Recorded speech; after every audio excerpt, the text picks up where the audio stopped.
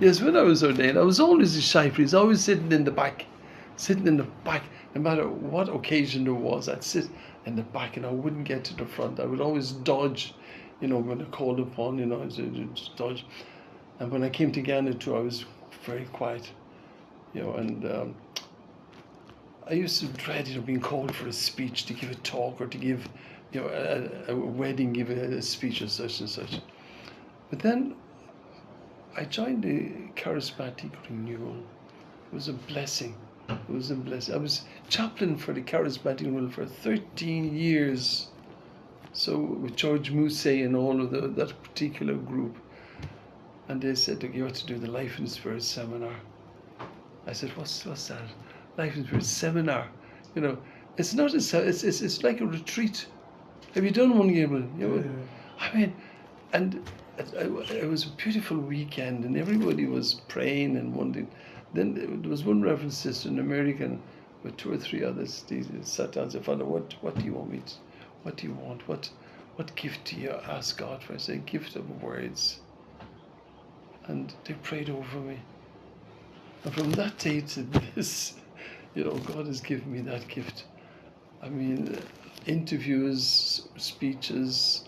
I mean, yesterday I had an interview with Cafe Day, whole hour's interview on the history.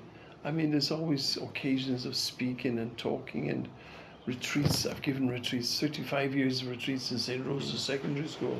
So any Rosecan you meet, they know Father Campbell well, because I gave retreats there. I'd go there for a week every term. I'd go there every term. I'd go there for a retreat and give the girls a retreat. So they all know me. They're all doctors and nurses, lawyers, judges. So wherever I go, I meet them and say, hey, you've got to help me. Come. So they're always there to help me. So the retreats, I gave retreats at Legon. Many retreats I gave at Legon long before your time, when you were students. I gave retreats at Legon. I gave it to KNUST. I've given retreats all over the place. And that's what helped me. That I was able to have that courage and have that faith, trust in myself, be able to go and share what God has done for me. And then I've given retreats to priests. I was up in the north. I was in Bolgatanga. I was in Wa. I was in Akachi about 2 years ago. All different places to priests. Something I would dread. I'd run away from, to give retreats to priests, but I gave them to priests. So to me, it has been a blessing, and that's what changed me. You mightn't realize it. You see, Father, now, like I went to the hospital the other day.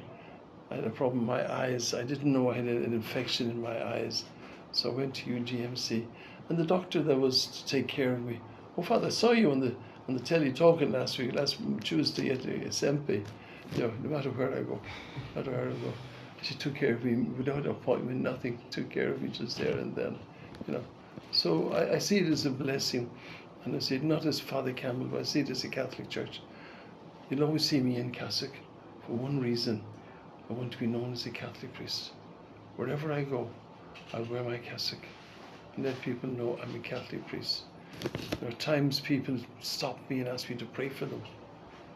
Or people who stop me and ask for confession. I'm always available no matter where I go. Last Friday, I went to Melcombe. I pushed a trolley. I was in my cassock. People saw me. I pushed the trolley and I went and got my food and the rest. So the people know they know Father Campbell. I'm a Catholic priest. I mean, it's not Father Campbell, but I'm there representing the church. But the church, an ordinary priest walking around, taking his trolley and doing some shopping, whatever it is. When I go to the hospital, I always wear my cassock. People stop me, pray for my baby, pray for this, pray for such and such. So to me, it's a blessing. Blessing. Hey, you'll have me talking for the rest of the day.